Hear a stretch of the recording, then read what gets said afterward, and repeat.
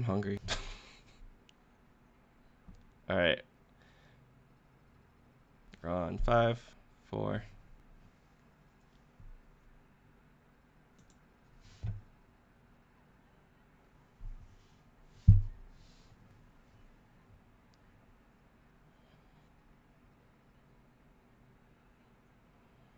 What's up, everybody?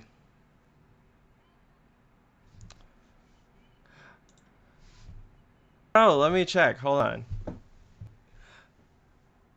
Hi, I'm today's guest.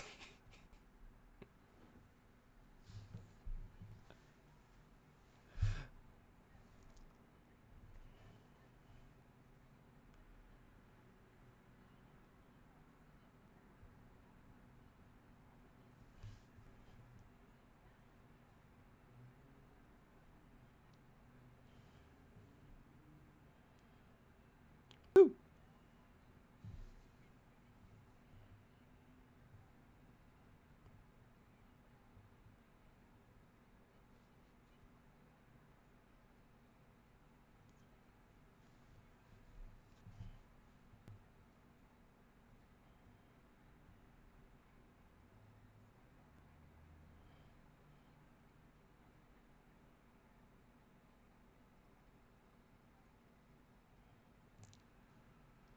Hi, Brittany. Thank you so much for having me today. I'm such a big fan of the show. I never miss an episode. I don't know. It's not something I can miss, you know? Every single Friday, 8 a.m. Gotta know Fossil Friday chats.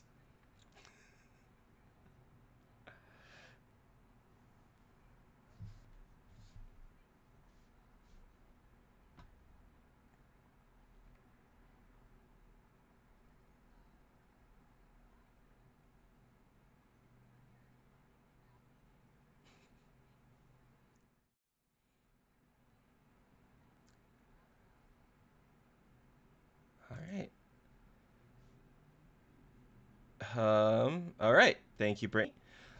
So, as Brittany said, she's learned a lot about Desmostylians because I talk a lot about Desmostylians whenever I'm not doing things like Fossil Friday chats because I absolutely love these really weird and crazy marine mammals.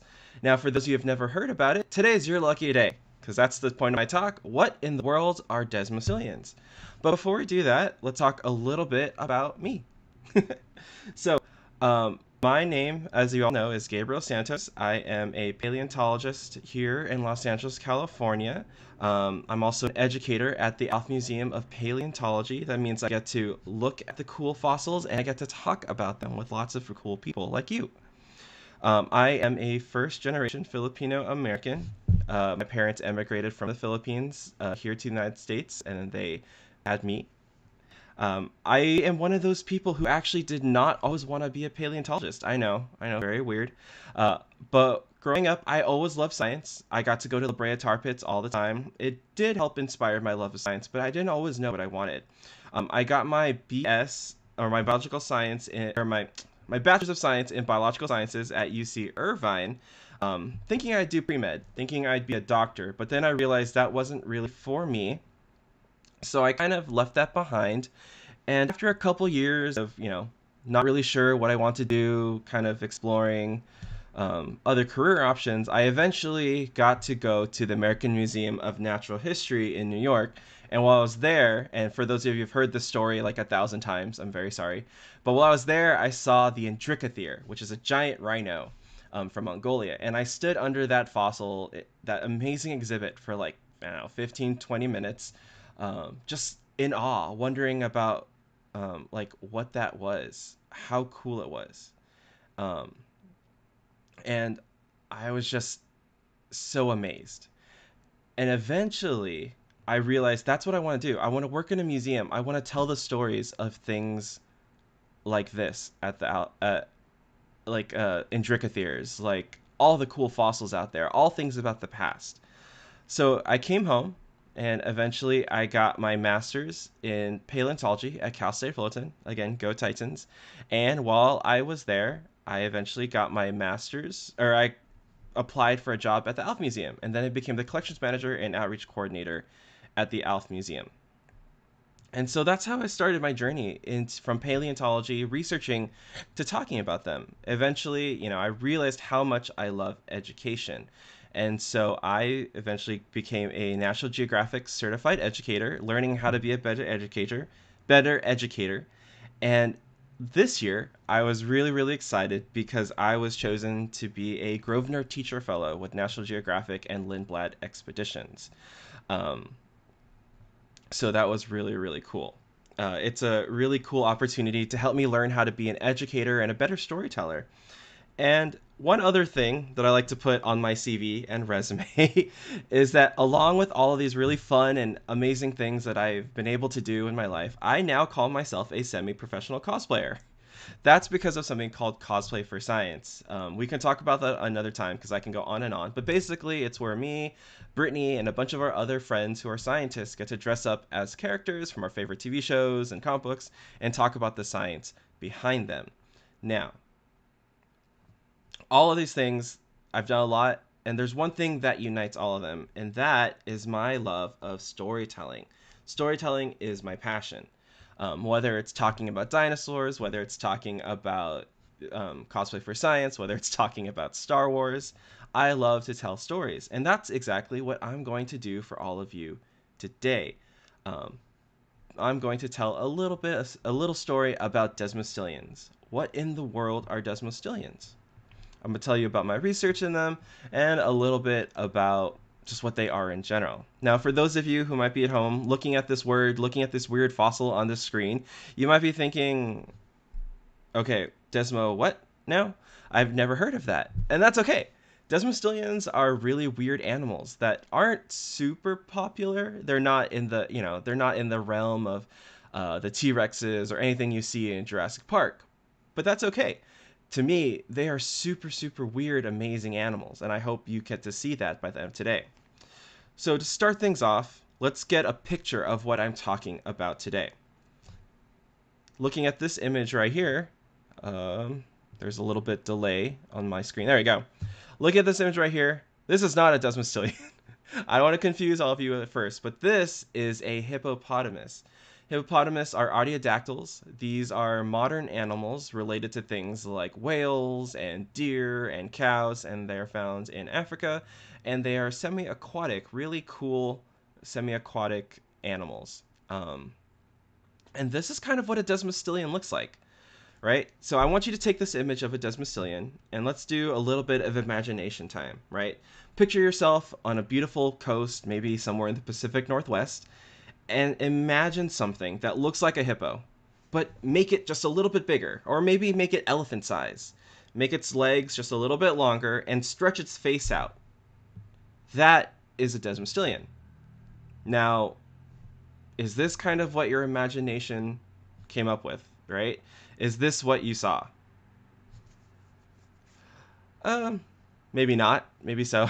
This is a skeleton of a Desmostylian, so it's a little hard to kind of picture that, what it was. So if we move over a little bit more, sorry, I'm also the tech guy for the show, so I'm trying to do like 3 things at once currently. So looking at this right here, this is the skull of a Desmostylian. And if you look at this skull right here, you can kind of see why it looks a little bit like a hippo, right? Here's a hippopotamus skull. And you can see the difference between the two, why I say they look very hippo-like. Now, if you take that skeleton I showed you earlier and we add some skin to it, this maybe is what you were kind of thinking of. This is what we hypothesized Desmostylians looked like when they were still alive. So that's why I say that these things, these really weird marine mammals, are hippo-shaped, elephant-sized, and maybe rhino-relative. These are these really cool extinct marine mammals that I love to talk about so much. I put a little asterisk on rhino-relative because we'll get to that a little bit later today. Now, let's get into the facts about what are Desmostylians. Desmostylians are these extinct marine mammals. They have no living descendants today. They were first described in 1888 by Nathaniel Marsh, right? These actually have been known for a very, very long time, but and they're very, very common in the fossil record. They're named for their teeth. Desmos means bounded, and stylus means pillar. And if you look at their teeth, you can kind of see what that means. It means they kind of look like all these columns all stuck together. Now, me personally, I like to think that they look like a bunch of sushi rolls all stuck together. And I'm very sorry if you haven't had lunch yet, and that's going to make you hungry, but that's what I think they look like. They look like a bunch of sushi rolls all together. And if I show you this image instead, this might make it look a little bit more clear. These are Desmostylian teeth, and they're so common in the fossil record. Even though you may have not heard of them before, we find their teeth all over the place along the northern Pacific coast. In fact, we just have so many teeth of these specimens that if you go into a lot of collections, you can pull out drawers and drawers of these weird sushi-looking bonded column-like teeth in so many museums. So where do you find Desmostylian teeth? Like I said, you find them all along the North Pacific coast. Here we are in the Pacific Ocean, and you can find them starting down at Mexico. You move up and you can find them in California. You move up and then they're in Alaska, all the way down through Russia, and all the way down into Japan. I like to joke that Desmostylians are very, very popular in Japan. They're a little bit more popular than dinosaurs, I would say, in some places. I got to go to Japan a few years ago, and they had this really, really cool exhibit on Desmostylians, and in some places even, they've got like these little seesaw things that've got Desmostylians that you can ride on. So it's really cool that in some parts of the world, Desmostylians are very, very popular. Now, what were Desmostylians like? What were they doing when they were alive? Well, Desmostylians were semi-aquatic coastal herbivores. We hypothesize that they ate aquatic plants and algae and things like that in estuarine and marine environments, shallow seas and grass plains. And they lived all along the coast for nearly 25 million years. Here's a drawing that my brother did for me about Desmostylians kind of relaxing, living in the coast in this really cool seagrass bed. And here's a better image of that. Now, Desmostylians, there weren't just one Desmostylian. There were actually many different kinds of Desmostylians throughout their existence here on Earth. They're all grouped into the order Desmostylia. And within the order Desmostylia, we've got maybe 2 or 3 different types of Desmostylians, depending on how we group them. In the most recent research by Kumiko Matsui and Suhiji in 2009, they grouped Desmostylians in the main group, which is the Desmostyloidea, and that can be split into 2 other groups, the Desmostylidae and the Paleoparadoxidae. And then you've got kind of an earlier group of Desmostylians called the Behematopsids. All of these things are very similar in body shape, just a few differences between the groups. And the one thing that unites them all is that really, really weird sushi bonded-like teeth. So that's kind of the basics of Desmostylians. Now we're kind of moving into the story about them. Why Desmostylians? Why do I study Desmostylians if nobody really has heard about them, if they're only popular in Japan? Well, for me, I love a good story, and a good story a lot of times starts with a good mystery.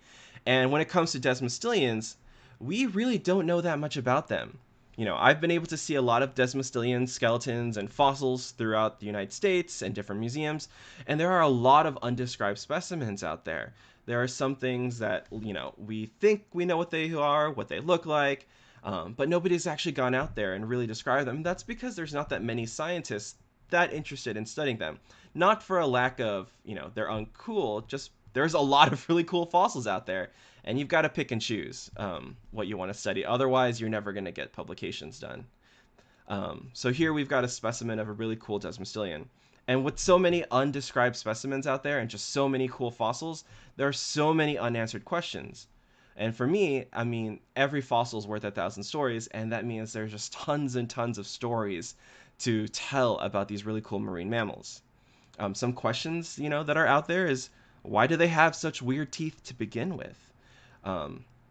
You know, how big did they really get? You know, we've seen, like I said, some are elephant size. Is that the full extent of Desmostylians, or have we just not found fossils of them getting even bigger?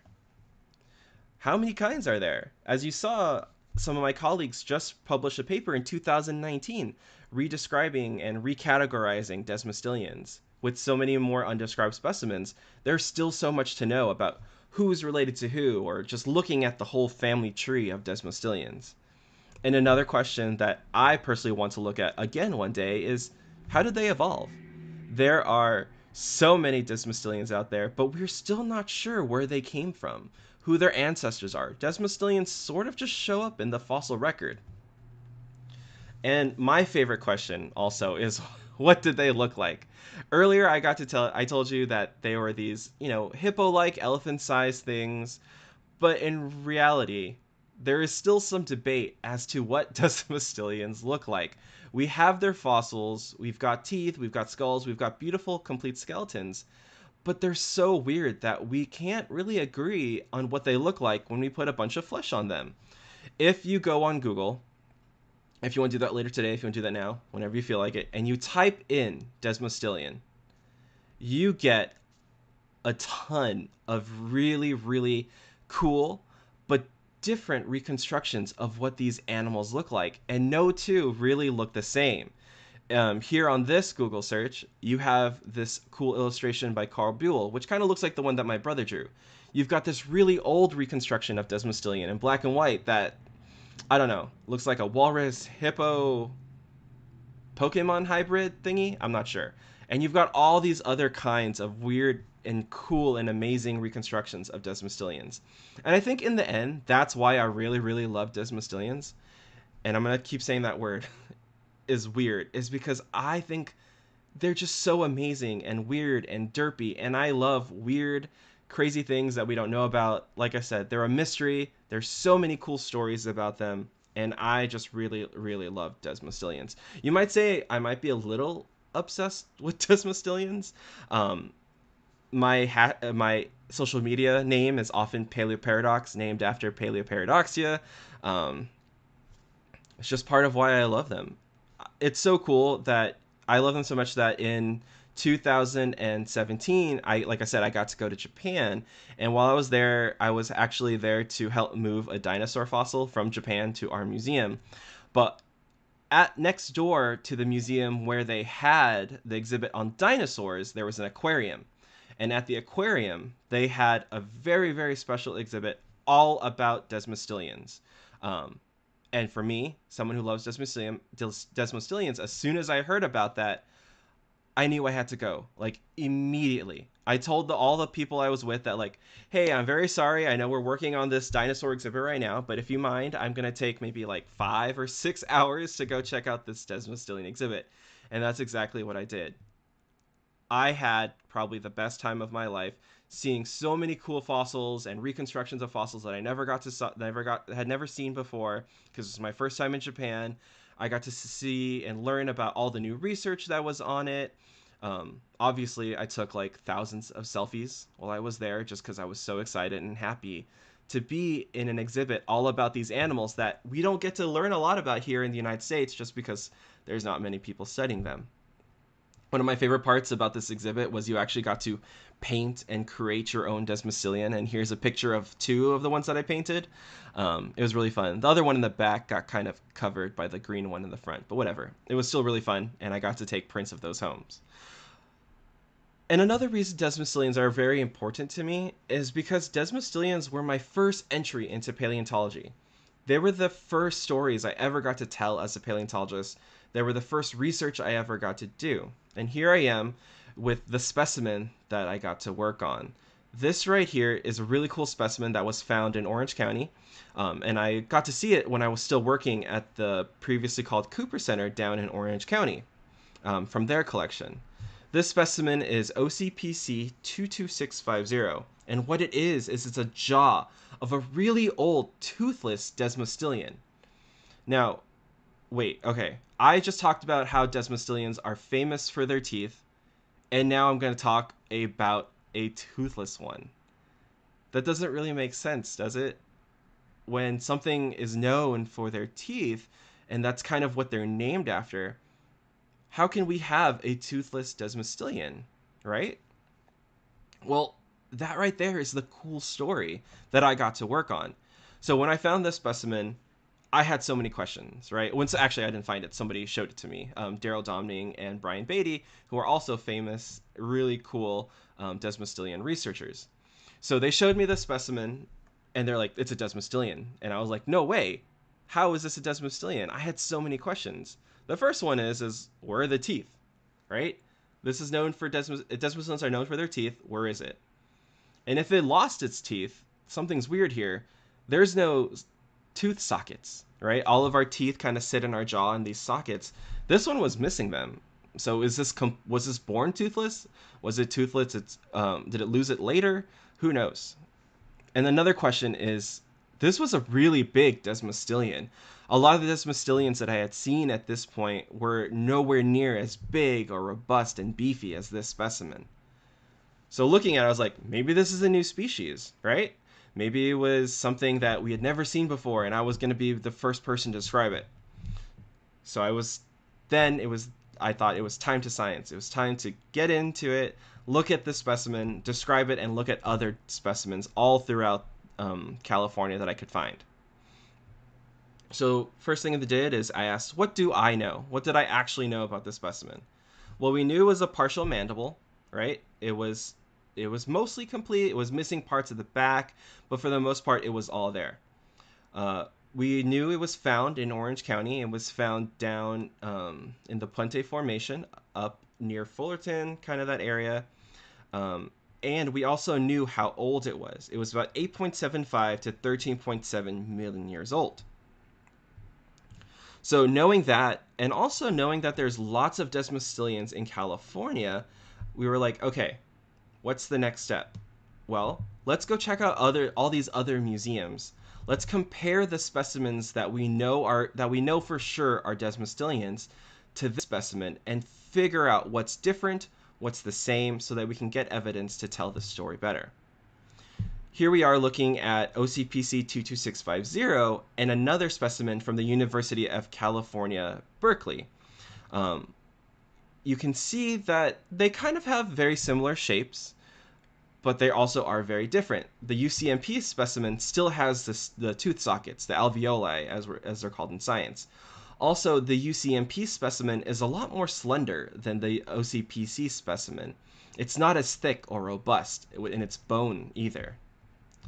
Moving on, we were able to go down to LACM, the museum in Los Angeles County, and I was able to look at another specimen. This specimen, while very incomplete, it's just the very, very back end of something.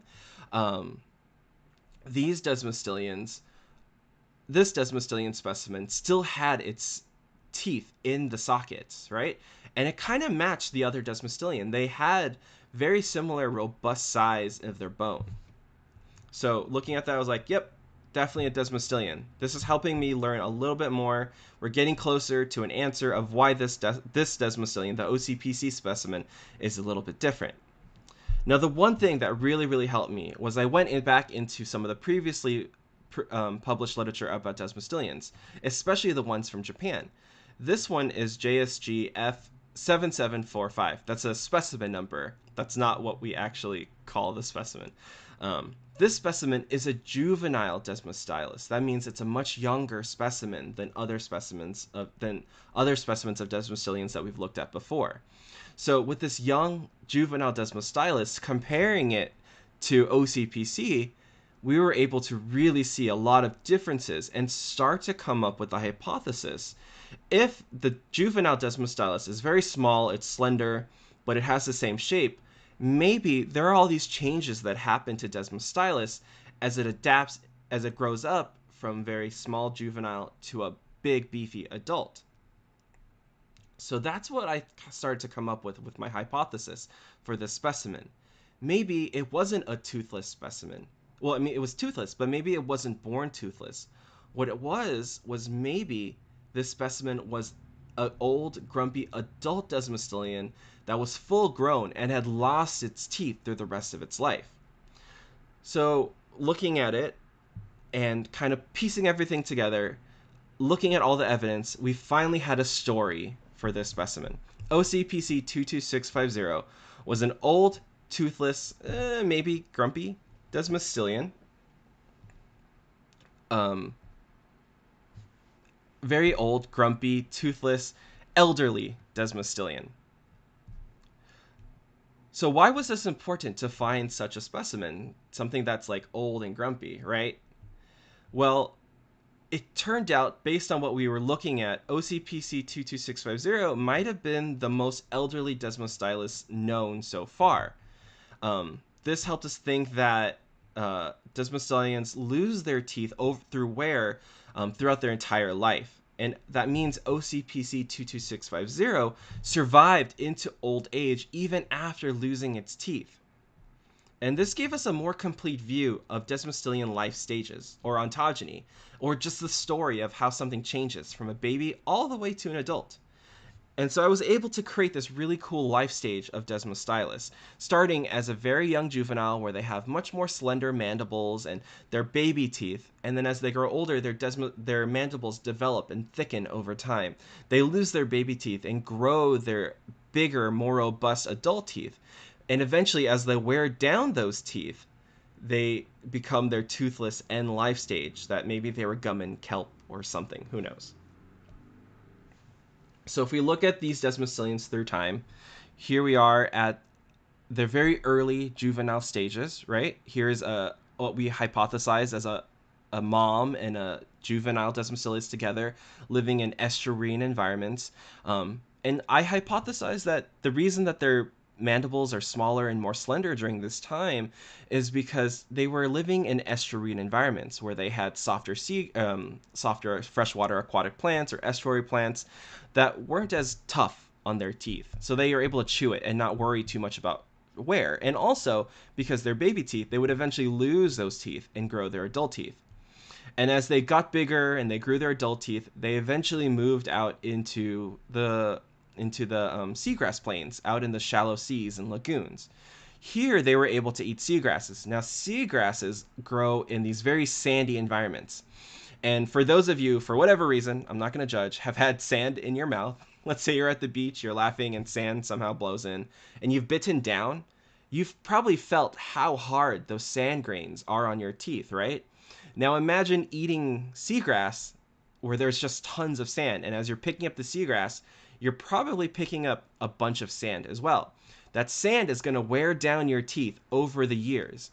And even though Desmostylians had these really big, robust teeth, all those sand grains are going to deteriorate it, break it down over the years until eventually they wear down to nothing. And that's where we get to this elderly advanced stage of Desmostylian, which is what OCPC 22650 was. At this point, it's lost its teeth completely. All the alveoli, the sockets have closed up. It's kind of remodeled its jaw a little bit, and it's now edentulous. But for something to live past losing its teeth, it still had to eat. And we're hypothesizing that these Desmostylians were eating kelp, which were just appearing in the fossil record at this time. Kelp is an algae. We call it seaweed, right? And it's very soft, it's very chewy, and it's something that other toothless animals are able to eat as well. So it's a hypothesis that we had that these Desmostylians were surviving losing their teeth by eating kelp. So I had this really cool story of how Desmostylians, started as very small individuals, as juveniles, and got to these grumpy, old, very large adults. There was a question that came out of that. Why do Desmostylians age like this? Is it something in their familial ancestry as to why they lose their teeth as they get older, as to why they develop their teeth in these stages? Well, one thing that I kind of noticed when doing research and looking at Desmostylian is we were looking at kind of the old taxonomy of Desmostylians. In the past, Desmostylians were thought to be related to elephants and other afrotheres, right? And in afrotheres and elephants, they've got this unique ontogeny as well, where they go through these different stages of tooth development, and eventually, especially in elephants, they are known to lose their teeth completely. And so this was something that was like, okay, there's a connection here. Is this something that's connecting Desmostylians to the Afrotherians and relatives of elephants? Is this something that was helping us to really figure out if these Desmostylians were related to elephants and other Afrotheres? Like I said, in the past, Desmostylians had been suggested to be related to these groups of animals. Here's a family tree, or a phylogeny as we call it in science, that groups Desmostylians really, really close to proboscideans, or the elephants and their relatives. But then other research came out later, like Cooper 2005 or 2015, that suggested that maybe Desmostylians aren't related to elephants after all. Perhaps Desmostylians were related to something called anthracobunids and other relatives of perissodactyls. That includes rhinos and horses and things like that. So this research was looking at their post-cranium skeleton, so things like after your head and your neck. And this was suggesting that their post-cranium skeleton was very similar to rhinos and other perissodactyls. So this was the hypothesis that I was going for a while, and perhaps it was that Desmostylians independently evolved their tooth stages very similar to elephants, but weren't related to each other. But then in 2019, Matsui and Tsuhiji released their paper and brought up more ideas as to what Desmostylians might be related to. And so now there are these kind of three hypotheses as to what Desmostylians, as who Desmostylians are related to, right? You've got your perissodactyl hypothesis, the Afrotheria hypothesis, or this hypothesis that Desmostylians aren't really grouped within either of those groups, but they're their own group that kind of branched out from all these other hoofed animals. We're still not sure. There's still so much to learn about Desmostylians, even though there are many more of us studying them now, and we've got lots of evidence and things to connect all these dots, but there's still so much more left to learn about Desmostylians, and there's so much more that I could talk about than in just one short lecture here on Fossil Friday Chats. And that kind of brings me to the end of my story of Desmostylians. Now, before I leave, one thing I want to show you is this really funny commercial. I don't know if it'll play very well because I've been kind of having some connection issues with my PowerPoint right now. But there's this funny commercial that I saw from Japan that kind of emphasizes the point that we really don't know that much about Desmostylians, and emphasizes in the way that we can all interpret this evidence differently. So let's see if this will work.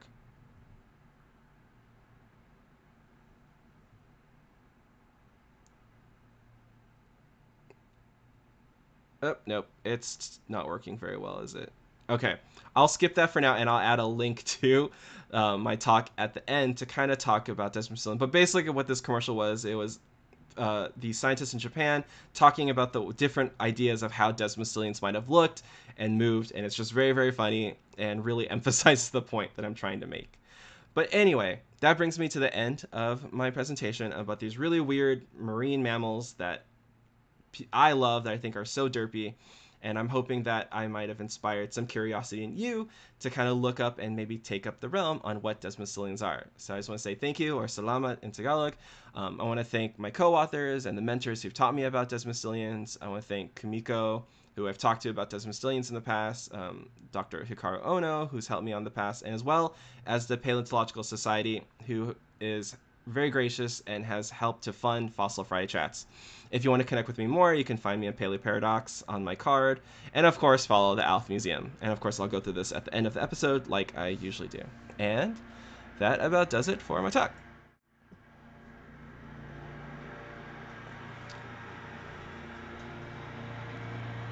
Oh, it's absolutely my pleasure.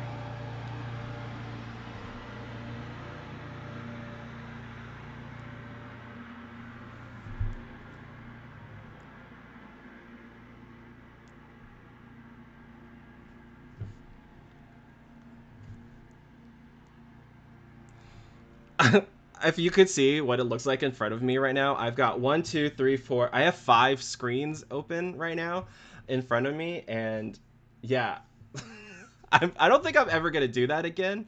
If I ever have to present myself on Fossil Friday Chats, I'm gonna have someone else do the tech stuff.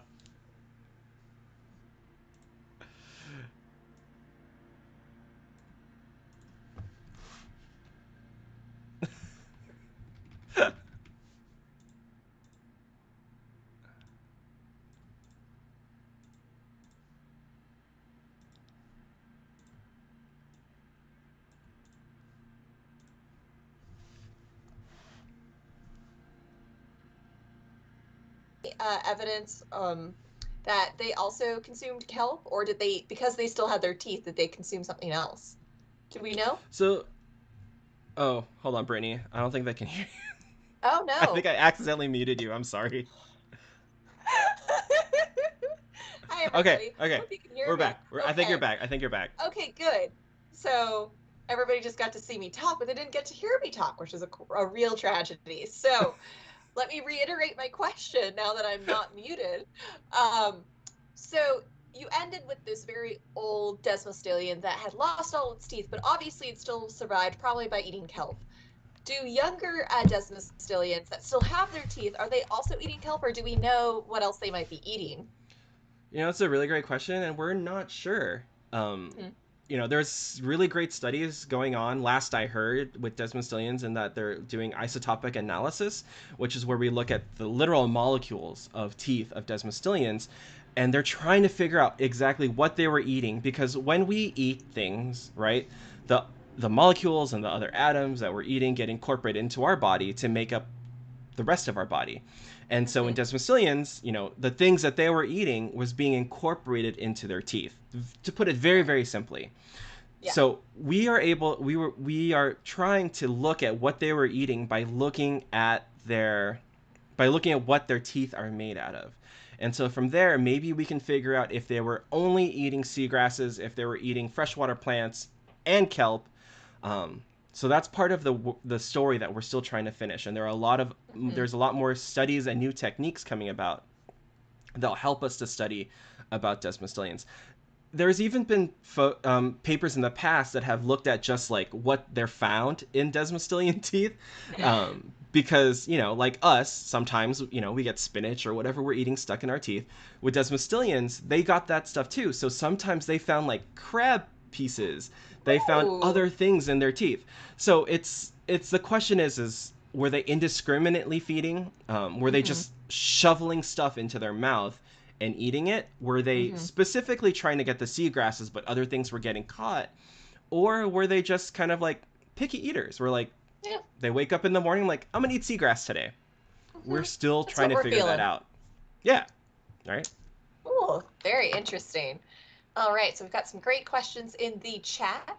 This first question is from Nancy asking, what's the taphonomy of the Desmostylian fossils that you were looking at? That's a great question. Let me see if I can remember this because it's been a few years since I published on that paper. Um, if I recall, that specific Desmostylian tooth was found in the Puente Formation. So the Puente Formation are marine sediments, and in there are some really cool other fossils like fish fossils and other marine mammals. And it was a finding upward sequence, which means on the bottom there are more coarse grains, and on the top there are finer grains. So it was kind of like this like near shore environment where it probably had died and kind of sunk to the ocean or the sea floor and was buried rather quickly.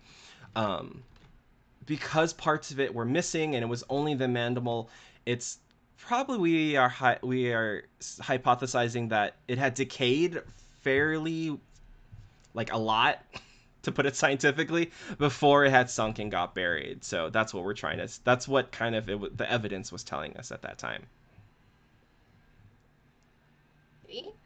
Awesome. This is from Kamiko Matsui. Hi, Kamiko. Good to see you in the chat.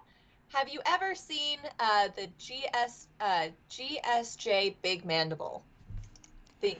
No, I haven't seen it in Okay. person. That's something I would love to look at. When I was in Japan, I wanted to look at it, but I just didn't have time, Hmm. unfortunately. I got to see some other Desmostylians, but one day, maybe, if I'm able to go to Japan again, and um, if I can take a break from the Pokemon Center store, maybe I'll go see those specimens. But shout out to Kamiko. Kamiko's got really awesome research on Desmostylians, so please check it out if you can. Um, yeah, so Kamiko's awesome. For the to share with the class, what is the GSJ mandible? That's the mandible from Japan. It's another Got it. Okay. Desmostylian. Got it. All righty. Let's see. Nancy's coming in with another good question. Are there extra difficulties given their possible aquatic or semi-aquatic niche? Yeah. One of the things about Desmostylians is we still don't really know how they swam.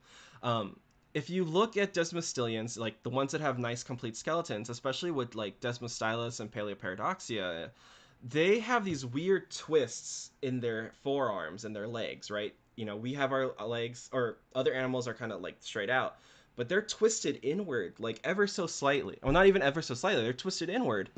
Um, and so we don't know what that's about yet.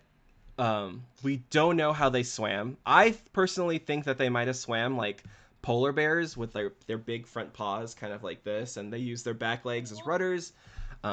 Some people think that they might have been more like this kind of swimmy. We're not sure. So yeah, because they're aquatic. Oh, that's another thing. We're not entirely sure if they were fully aquatic or semi-aquatic. We find a lot of their fossils in near-shore environments, but some papers have come out suggesting that they're more benthic or out further out to sea. Some suggest that the thickening in their bone, like you saw in OCPC 2650, was actually a kind of ballast to help them sink deeper in the water to eat deeper aquatic plants or other things like that. So, yeah, it does add difficulty with them being aquatic or semi-aquatic to trying to figure out what they were. And another part of that is we don't have good analogs for them today. An analog is something that we can compare fossil creatures to modern ones today. We have hippos, but their lifestyle is very different. Hippos spend their time in the water, but they eat on land. They come out of the water to graze on grasses and stuff. They live in freshwater, in rivers and things like that. They don't live in oceanic marine environments. So they may have similar body plans in a way, but they're not really that similar in the way that they lived and ate. Alrighty. Okay. This is from CM94 Returns. So, will we ever know what the true ancestor of Desmostylians are? Do you think we will? I want to hope so. We dream. You know, that's the thing about paleontology is we can hope as much as we want, but until we have that evidence, until we find those, I'm not even going to say one fossil, until we find those fossils that give us a very strong, definitive answer, not even answer, they give us really strong evidence to connect Desmostylians to other groups of animals, we may never know. And as a paleontologist, we have to accept that fact, and that's okay, because the fossil record is incomplete. Fossils get destroyed. We may never ever find the right rocks where that one missing link, as we call it back in the day, is. So yeah, we may never know. That might hurt me personally, but as a scientist, it's just something we have to accept, and that's okay. It's all right. It's as painful as it might be for us, professionally and personally. This is a lovely question. This is from Billy. If you had a Desmo as a pet, what would you name it? Oh man. This is probably the hardest hitting question we've given the game so far.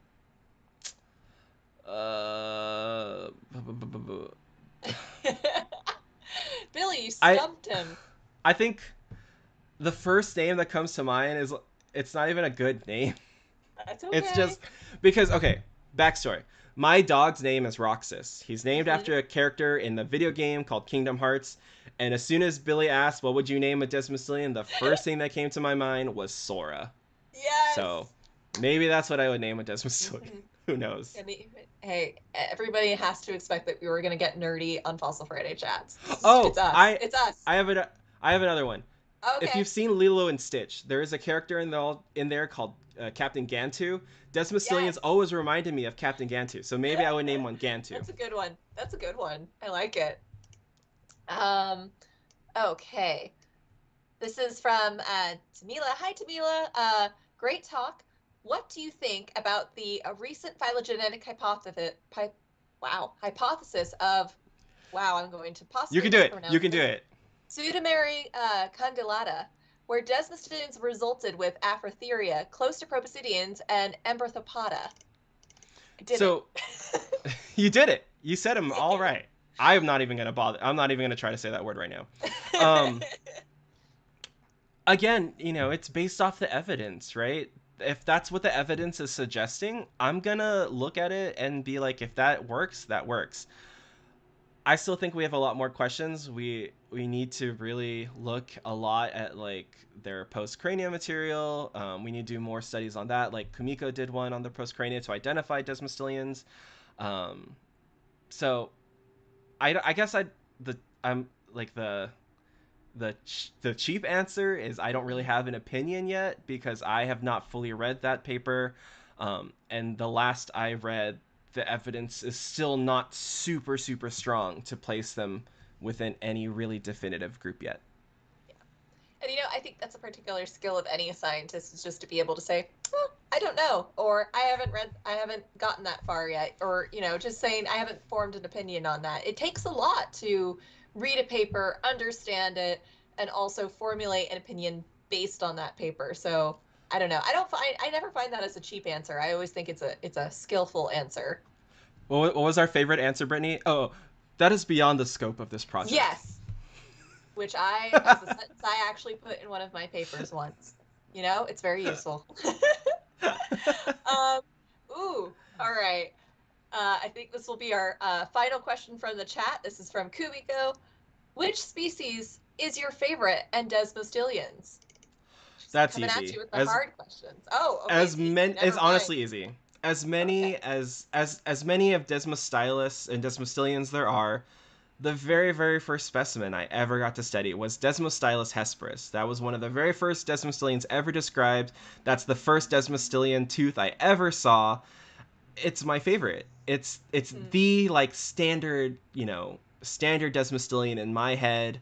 Um, it's just so derpy and cute to me, and that will always be my favorite. So Desmostylus hesperus is my favorite Desmostylian species. Awesome. All right. I'm going to hit you with a question that we ask all of our guests every week, and now it's your turn. What advice would you give to young budding paleontologists who might be interested in a particular species, but also might be interested in storytelling? What's your advice? My first advice is don't do three things at once, like live streaming and presenting. Very sound advice. That was not my brightest idea. But anyway, more seriously, I think, a lot of people have said it on the show before, but the best thing I can say is just follow what you're interested in, right? Like for me, I love Desmostylians, so that's how I became a paleontologist, right? Studying those. I love storytelling even before I loved paleontology. Find something that you love, that you're interested in, and just see where that will take you sometimes. Let it, let, I'm a nerd. So just say if that's where the force will guide you, let it take you there. Because you never actually know where you will find you are the most you. It took me a long time to find the place that I belong as within science, right? And I didn't have a clear direction. I didn't say that's where I'm gonna go. What it was I like storytelling, I like paleontology, let's see where this takes me. And that's how I ended up here at the Alf Museum as an educator and a host of Fossil Friday chats and doing all these kinds of things. It's just kind of where I ended up. Awesome. Well, thank you again, Gabe. And where, again, can people reach you if they want to learn more about your various endeavors? Well, if you want to learn more about me, you can head to my card at paleoparadox.card.co, which I will add to the description later. If you want to learn more about the Alf Museum, you can find us at alfmuseum.org on our, Facebook, Twitter, Instagram, TikTok now, which I'm having so much fun with, and of course, our YouTube channel. And if you want to learn more about Desmostylians, just type in Desmostylian on Google. There you go. It'll take you there. Well, thank you, Gabe, and thank you to everybody for joining us, and we'll see you in a few weeks. Bye, everybody.